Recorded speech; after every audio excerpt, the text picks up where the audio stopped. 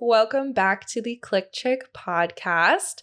Today we have a very special guest. This is Amanda, my mom. Hi. Hi, I am Mama Llama. Mama Llama, also known as Manda. Manda to Theo. Yeah, we all kind of call her Manda these days. If I reference her as Manda on the podcast instead of Mom, it's not weird. That's just like her grandma name has just been adopted by everybody at this point. I've gotten used to you calling me Manda. So when Theo calls me, well, I mean, he's still a baby, but Theo doesn't talk yet, but I like it. Yeah, no, Manda's cute. I like it. So she is my biggest supporter, I would say. It's a tie between you and my sister Kylie, but I'm pretty sure I win that one. Yeah, you do, because I would not be where I'm at now had you not been insanely supportive my whole life. So true, yeah, like you and Dad both, we've talked about Dad on the podcast before being the capitalism king and trying to monetize every little hobby we ever had. But while he was pushing us to make money doing it, you just supported every hobby we had.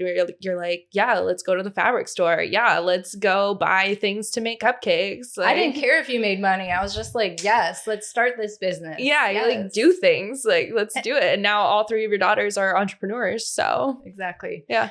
Yeah, and your doll clothes business, I would have to say, was the cutest thing. Yeah, how old was I? 8? You were very young. You had just gotten a sewing machine and started making stuffed animals, and then you made pillows, and then you I sold the purses clothes. at the remember, that's what I started with, was the purses, and I would sell them at the yard sales. They were horrible. People would buy them. I was like, $2? I'm going to price this one at $2. This is the high-end purse. Out of the jeans. Yeah. Denim purses. Yeah. And people bought them. I had a leopard print one. It was very New Jersey of me. But with the doll clothes, your grandma, Zubki, was the biggest fan. Yeah. And she purchased most of your doll clothing. Yeah, she financed. For the cousins. My favorite thing about our businesses as kids was you guys would finance the cost of things and we would just keep all the profit. Yeah.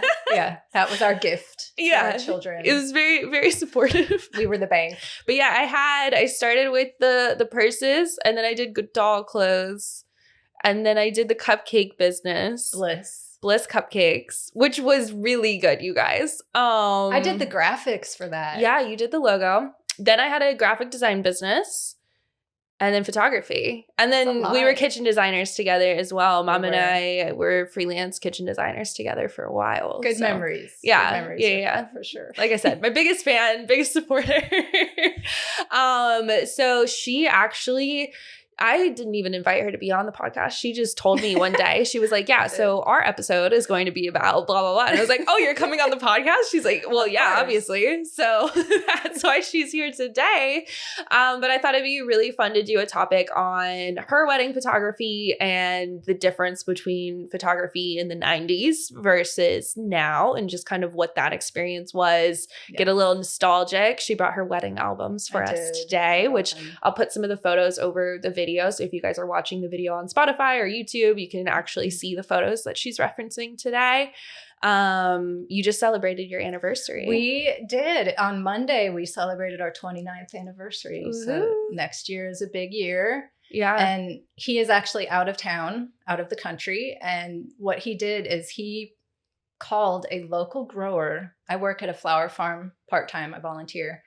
And he called a local grower and coordinated this beautiful bouquet. So yes, we actually have it here because I just wanted to keep enjoying it because we're going out of town this weekend. So the coxcomb, celosia, I think is the term for it. Ooh. So that is a 29-year flower. So no way. Yeah, so he was coordinating this from out of the country for our anniversary, and these flowers show up, and I had no idea, and I knew they were beautiful, and then he told me that later, and did you cry? Oh yeah, I would have cried at our FaceTime anniversary dinner. Yes, I did cry because it was just so sweet that he did that. I mean, that is going above and beyond, and it's beautiful. So yeah, that was it's so stunning. I love the purples. They kind of remind me too. So I did an anniversary shoot for my parents' 25th anniversary, yes, which we'll also talk about in a little bit. But the flowers kind of remind me of your flowers that day with like the purpley tones. That is similar. Yeah. Those flowers were beautiful too. Stunning. He Shout out to Santerra Flowers. But he earned some points with that. That was awesome that he did that. Oh, he definitely did. And the FaceTime date from out of town is also adorable. Was cute. Yeah. And my waitress thought it was so cute too. And she just kind of left me on my own. She kept making, like, you good? You good? And I was like, yeah. I was wondering how you would coordinate that so that you didn't look like a jerk just like on FaceTime during your whole dinner. Yeah. Outdoor dining. Super easy. The people next to me probably thought it was a little weird, but they weren't talking to each other at all. So I thought, well, you guys are on a date and you're not even talking. They're probably just mad that they can't hear the other side of your conversation. They like want to eavesdrop and they're like, what is she talking about? Maybe they thought I was talking to myself. Who knows? Possible. In this world, who knows? But that was fun. So let's talk about your wedding photos. It's a wild time. So finding photographers now. Yeah, she's got her album with us today. Bulky wooden album from 1995. Photography was very different. And we didn't have the resources. We didn't have the internet. You don't have the Knot, Wedding Wire, Zola. Phone book. We had a phone book. So you just searched photographer? How did you find your photographer? My older sister had gotten married 2 years prior. So for me, it was just kind of like, yeah, let's use the same photographer. And I was actually in high school in the same class with the photographer's son. So I did know the family, but he was like the local guy in Wisconsin. That's just who everybody did. Yeah, that's who everybody used. So that's who we used. And you only met with him once. You didn't know what his photography looked like from a website, so you had to actually go to his studio. Oh. But I feel like there was only one style. There was one style of photography. Well, it's like editing. You didn't have as much technology as we do all now. Film. Yeah. But he did do some magical things that I don't know what he did because I don't know how you do that with a camera. So, yeah, it's really interesting. And he did a great job. Wasn't real exciting, and it was just the basics. Did he pose you? Did he tell you what to do? Like, let's look at some of the portraits. Let's show everybody some portraits. Okay, well, he was very experienced, so he knew exactly what to take. So he was very organized. There's kind of some documentary style moments. Let's flip back a couple pages. Yeah, like there's Dad's mom helping with the boutonniere, groomsmen. There's some candid. This is a little ahead of the times. It's interesting. We talked about double exposure. That is pretty advanced for the 90s. He was good. I like you guys looking down at yourselves while getting married. There just are a lot of things about this day that I was not totally happy with because I didn't really know myself as well as I do now. Well, you were really young. I was very young. You were 20. And I wanted to get married, didn't want a big wedding. And here we are with 4 bridesmaids and groomsmen. And we kind of had to go through the whole thing. Wait, go back. I want to see the wedding party photo. This one I like. They did some fun stuff. I like how he posed the guys. That was always a good one. That's cute. Creative. I'll pull that up. Watch the video, guys. There's plenty to see. Oh, and then the other one that was really magical. Oh, there we go. Couple doing a toast in the brandy glass. So that's a sick double exposure. And it's pretty good. Yeah. It's pretty good. And, honestly, with the trends, like, that's come back around. No way. Yeah, like, it's back out now. But I would say it came back. I would say 2018 to 2020, maybe, double exposures were really popular. I mean, they were better than that, but... Yeah, I'll show you. I would love to see that. I never did any. I wish I did because, like, love to hop on a trend bandwagon. But yeah. And photography in general, we didn't have a camera. My mom and dad had a camera, and we had this drawer full of photos that we would pull out. This heavy drawer and just packed full of photos. But if we would go to the zoo or we would go to a sporting event, something for school, we would always take a disposable camera. And that was just how we did the photos then. And you never knew if it was going to turn out or not. And well, we did that as kids too. You did. Yeah, I remember that being like, but imagine 8 years that's old. your main that's how you get your photos. Yeah, for the don't whole have family. accessible. Oh, and then you have to be careful because you only have so many shots you can take. I can't remember what the limit is on disposable cameras, but it's low. And there was always that shot that you missed because, oh shoot, ran You have out. to- That was the last Or one. you forgot to what's it called where you scroll. yeah, I don't know, but I it's only like know getting ready digital for the terms next now. photo. Yeah. So yes, very interesting, and I don't really look at those much. I don't love them. The wedding photos? Yeah, which is why we did the anniversary shoot. Yes. But I also want to know, print your photos. I also need to do that. But my favorite thing as a kid was when we would like look through all of the photos, and like you don't have that anymore. You just have your camera roll on your phone. We still have some because Grandma Zupke kept a lot. Oh no, I just meant like new photos. New ones. Like, have you printed anything since 20? No, and I have 10? so many great shots of Dad and I flying and going places, and I have not printed even one. Yeah. And I'd love to. We need to look into that. Yeah. Something. We I need have a to printer. put a book together. Yeah.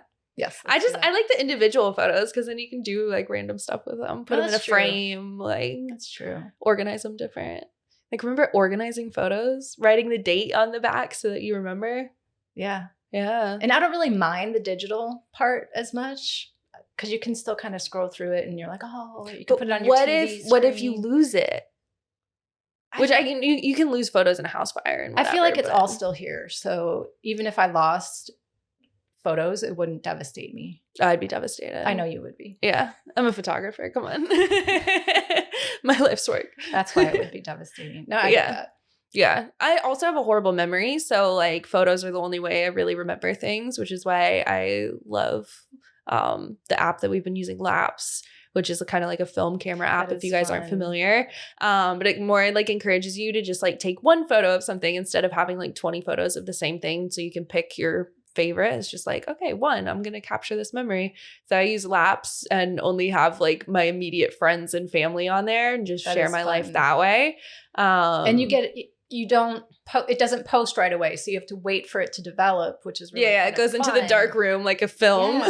Yeah. So, and the intention is that you enjoy the moment more. Yeah. So you're not worried about what that photo looks like. You're not going to edit it. Yeah. Well, one of my friends, she works for me sometimes, and she told me that she never looks at photos right after people take them, like of herself. So like say she's on the beach and she's like, hey, can you take a photo of me quick? She will not look at it right away because then she'll be like, oh, I wish my hip was this way or whatever. And so she'll wait, like the app, like she'll wait an hour or whatever to look at it so that she can't redo it. Because otherwise you obsess about what you looked like instead of just being there. It's like, oh, if I would have sucked in my tummy a little bit more, I would have liked it. But it's like, instead, it's like, well, that's what you looked like gorgeous. Yeah. That's it. In the moment. Yeah. In the moment. Yeah. Yeah.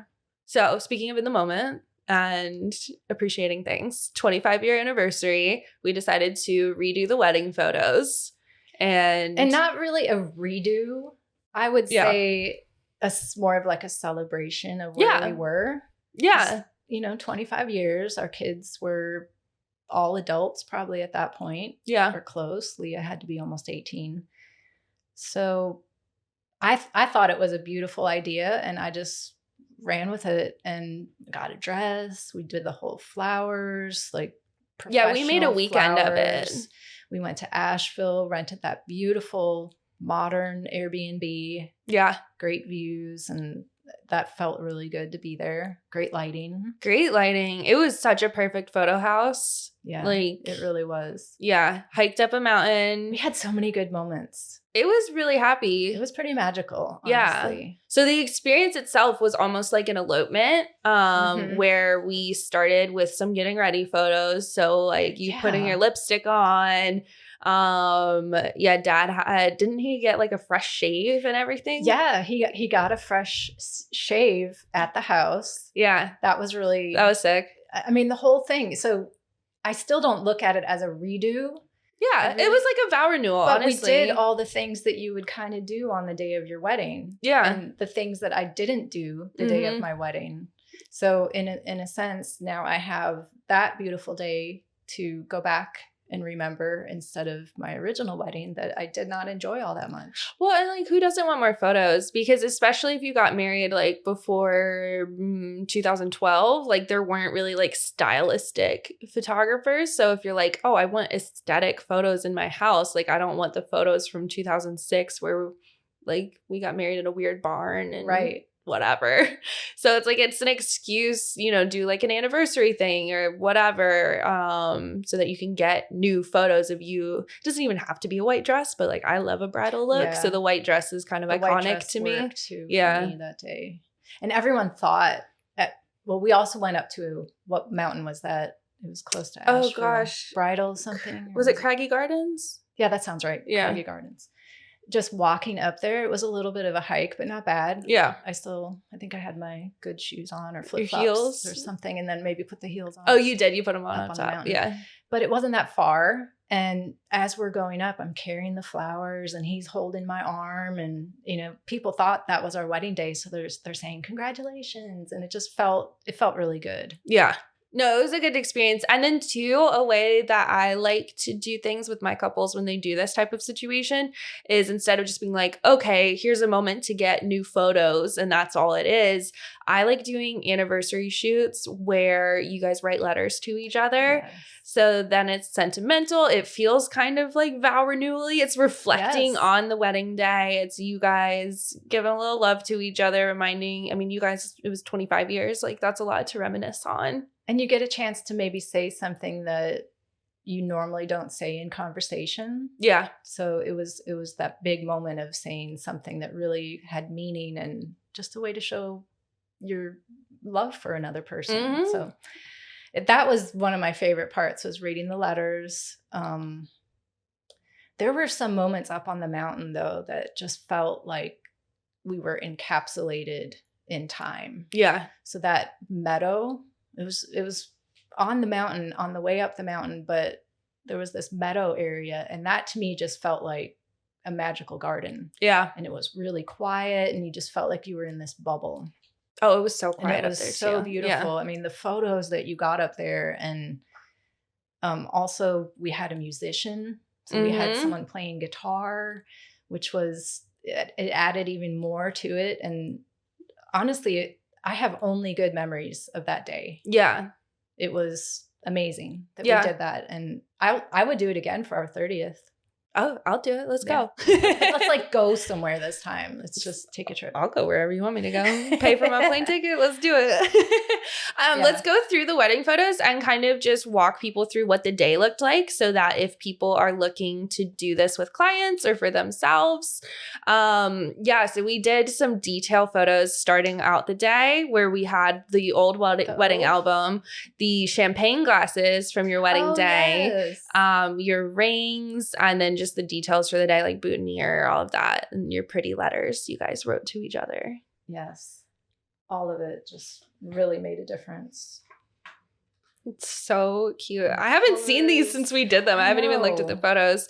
Yeah, so detail photos, getting ready photos with the shave. A toast. Oh yeah, we did a champagne toast on the couch. It was very just a natural, free-flowing kind of day. Yeah. We kissed so many times that day too. It was kiss again. Was it awkward having your daughter be the photographer? No, because you honestly you always make me feel comfortable when it comes to photography. So no, not at all. Even you probably heard what our letters said, but Okay, so funny thing about that, I kind of just black out. did you? No. You don't listen. No, there's I believe that. like I obviously did my sister's wedding and they were like, "Oh, we're shy, don't listen to our vows." And I was like, I can't remember things. Like I'm busy working. Like I'm thinking Yeah, about, you're let me get this focused. angle, let me do this. I'm not listening. There was one time that I did hear they did an anniversary shoot with me. I think it was their 5-year anniversary. And I did catch just a little bit of his vows. That's the only one I've ever remembered because it was so cute. He was like, I won't say who it was, but he said, I can't wait to see the look on your face when we find out you're pregnant. I'm going to cry because it wasn't about like, I can't wait for you to be pregnant. It was, I can't wait to see the look on your face when we find out that you're pregnant. That's really sweet. Like, that's deep. That's some love right there. It's like, I want to see you ready to celebrate that. Like, oh, I'm going to cry. That's a good man. This is a good, they're the best couple. Yeah. Yeah. I mean, all my couples are great, but I loved them. Yeah. I'm a mountain girl too, so seeing the colors of the mountains up there near Asheville, and then the rustic. It was a modern home, but it also had a lot of rustic touches. Yeah, it was very much like a mountain modern home. It was very much us too. But that's something else I tell my couples too. Oh yeah, I'll put some of the vow photos over the top while I'm talking. They're so beautiful. But this is the best. Something else I tell my couples is to do those sentimental locations, like whether it reminds you of your wedding day or just is important to you guys. Like, you've always been a hiker, so like it makes sense that you would want the mountains. Yeah. And it was fun picking out my dress and shoes and earrings. And did it feel like, because you didn't love your wedding experience because you were so young and you were just kind of like giving into everyone's opinions? This is the kind of wedding. Had I been the person that I am now, then this is the kind of wedding I would have chosen. Yeah. It was not about our guest that day. Dad and I just were so excited to get married that it was just about the two of us. And I didn't care who was there. Yeah. Honestly. So this is the kind of wedding I would have done. Well, it probably felt like very healing. Mm-hmm. Like you're claiming your own moment. Because I know there's a lot of people too who just hate their wedding photos, and they regret choosing, like even people recently, they're like, I regret choosing my photographer. So what? Pick another photographer and climb a mountain and take new photos. Put your dress back on. Like, who cares? Yeah. But you could take this in so many different directions too. We took it the mountain direction, but the capturing of that anniversary moment in this way is just like the best feeling. So I do look at these photos a lot. Yeah. I don't look at the original. Does it make you cringe looking at your old photos? You're like, oh. No, I'm very accepting of who I was at that moment. So it's okay.